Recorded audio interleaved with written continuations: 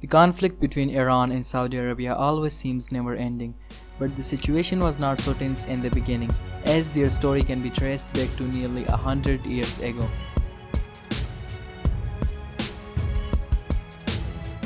When Ibn Saud conquered the Arabian Peninsula in 1902, Iran and Saudi Arabia had limited interactions, mainly dealt with the Hajj pilgrims and the merchants who conducted businesses along the Hajj route.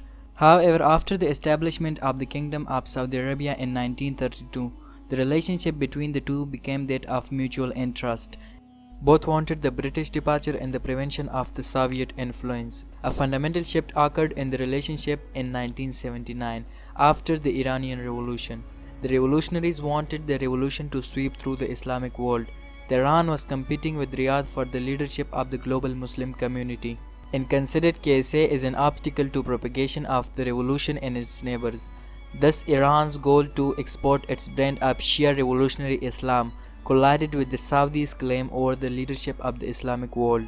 The Muslim world had been under the Saudis' religious domination since the creation of the Islamic Conference in 1969 and the triumph of the Petro-Islam War of 1973, along with the two factions of Mecca and Medina. This domination was unchallenged until the Islamic Revolution in 1979. On November 26, 1979, Shias in the eastern provinces of the KSA attempted to hold an Ashari celebration despite a long-standing ban on such proceeding. The Saudi National Guard attempted to stop the celebration, prompting protest in another town in the eastern province. Dozens were killed and many more were wounded. These demonstrations were followed by more demonstrations, making the first anniversary of the Khomeini's return to Iran, which did violent as the marchers clashed with the security forces. It was thought that the uprising in the eastern province was rooted in the economic and social conditions of the Shias, but the events in Iran played a role as well. The eastern province is the heart of the Saudi's oil production, and a third of the workers in the field were Shias, and there was a real fear that they might sabotage the oil production, thus injuring the kingdom's main source of wealth. These oil fields were also too close to Iran, making them more susceptible to Iran's propaganda.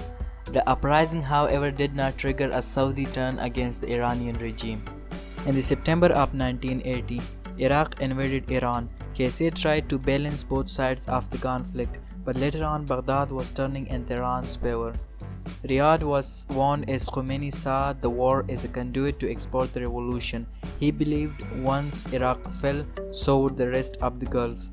Thus Riyadh mobilized the other Gulf states in support of Baghdad. Gulf states give financial and logistical support to Iraq, with most of the support coming from KSA.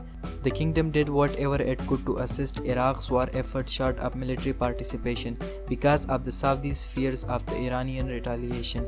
To put an end to the conflict, KSA offered to mediate between the warring states and also offered $70 billion to Tehran to build if it stopped fighting, but Khomeini turned down the offer, as for him it was a religious crusade.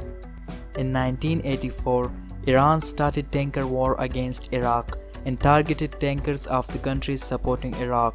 That affected the Saudis' economy. The tanker war led Saudi and other Gulf countries to go to the Arab League and condemn Iran's actions. With the Arab League support, KSA secured a UNSC resolution condemning Iran's actions and guaranteeing the freedom of movement in international waters by non-participants in the conflict. Iran rebunked the resolution because the UN failed to condemn Iraq as the belligerent.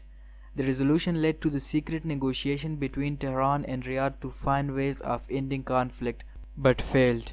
After the involvement of the US and the Soviet Union, Iran was forced to accept the ceasefire. However, Khomeini died soon after accepting the ceasefire.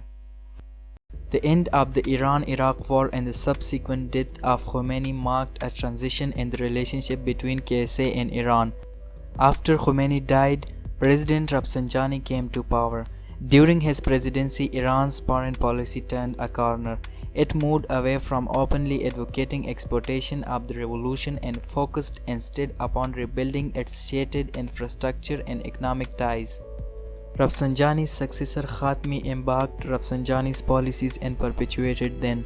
However, this reapproachment was short-lived and the ascendance of Ahmadinejad may be seen as the beginning of the decline in the relations between KSA and Iran. But the trouble in the KSA-Iran relations cannot be pinned solely on Ahmadinejad.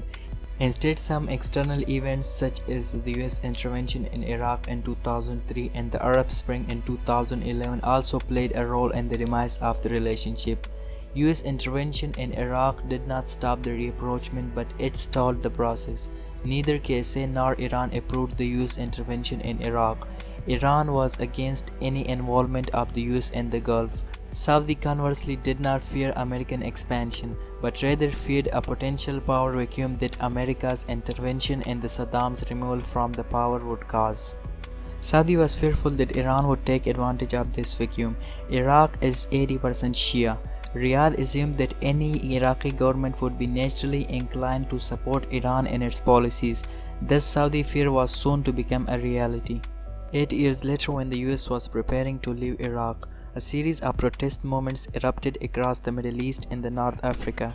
For the most part, Iran was supportive of these protests, seeing them as an extension of its revolution 30 years earlier. Therefore, Iran enthusiastically supported the uprising in Tunisia, Egypt, Libya, and Bahrain, dubbing them the Islamic Awakening, inspired by its revolution. Iran was supportive of protest until protest occurred in Syria, Iran's old and only Arab ally, a Sunni Muslim majority country ruled by a Shia ruler.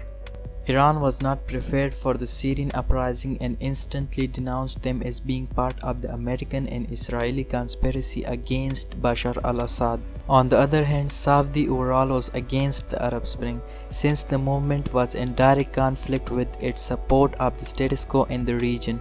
However, the Saudis' view of the protest in the Syria was different. Instead of being against its protest, Riyadh supported the protest and argued the Assad to surrender to the will of the people and step down. But up to this day, Assad is in power and Iran-KSA rivalry is still going.